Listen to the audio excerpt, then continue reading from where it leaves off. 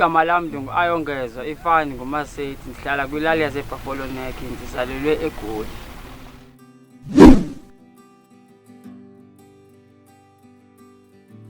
Ubomi bam before ndiqale le program andinotsho uba bebunjani because bendiphuma esikolweni, so bendisakhangela isikolo, bendingekasifumani kwaphela le program.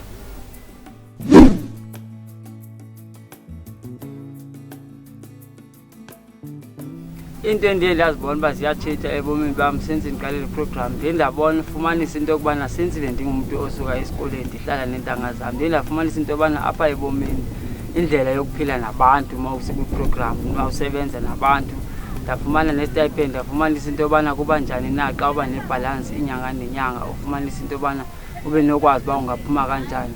Of which ne-agriculture ibingenye option zam because of ndisadicayida icareer yam, kabikho sure uba ndizothini kanjani, angabikho sure uba icareer iyangaphi. So ne-agriculture iyandincedisa le program, ne-agriculture ngoku yenye ye-option zam.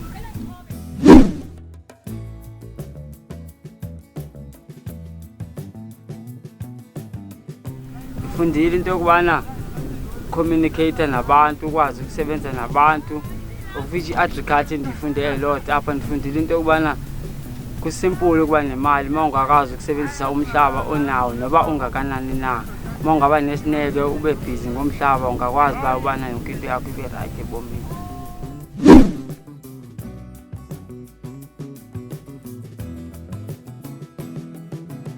Ekuhambeni le program ii-challenges endithe ndadibana nazo, some of people ebesisebenza nabo siye sangaphathani kakuhle ngaloo ndlela esisangaphathani ngayo, but ke yangabi nangxaki loo nto.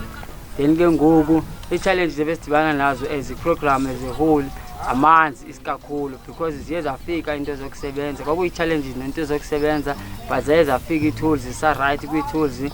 Amanzi tipe isisokolisa, but ke nayo at the end of the day ziye zenziwe iphampu ya-right yonke into.